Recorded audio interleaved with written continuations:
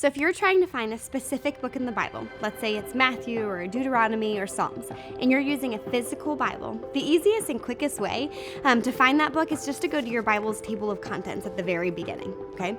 Long term, you can also buy an indexed Bible that has the names of the books of the Bible printed on the edges of the page. So you can see here, there usually is like a depression that you can stick your finger in and flip to it.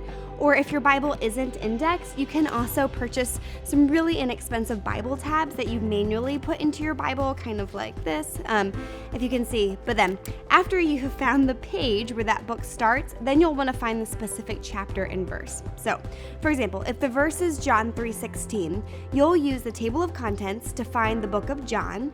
Then, once you've found it, you'll look for the third chapter. That's what the 3 of John 3:16 stands for, the chapter, which is a big number in the Bible. And then when you find the third chapter, you'll head to verse 16, which is a smaller number within that chapter. If you're using an online version of the Bible, most Bible websites or apps feature a drop-down list of all the books of the Bible that you can sort through, and then you can simply just type the name of the book in the search bar to take you directly there. But let's say you somewhat recall the words of a verse, but you just aren't sure where they are in the Bible. So how would you find them? Well, the simplest way is just to go online, either to a Bible website like BibleGateway.com, or quite honestly, just do a search engine like Google and start typing in the keywords that you do remember. That should be enough to generate a few suggestions at least. But if you're using a physical Bible, you can head to the back of the Bible to the concordance.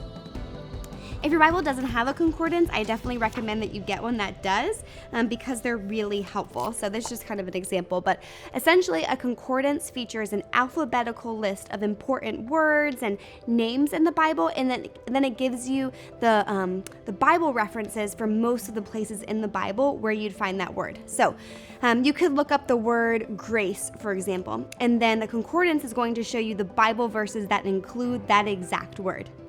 But you got to keep in mind with concordances that they work with exact words and not concepts. So in other words, if you wanted to see what the Bible has to say about a larger topic like money, you'd want to get a little bit creative with the words you look up, because instead of just looking up the word money, you'd also want to consider words like wealth or treasure and so on.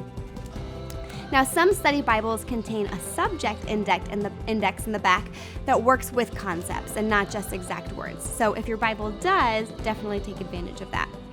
If you're looking for an online alternative, you'll want to be a bit more careful, because if you type in, "What does the Bible say about money?" into Google, you'll certainly find some credible sources, but then also some non-credible sources. So as much as you can, start with the Bible because it is authoritative, and then weigh everything that you read against what it actually says.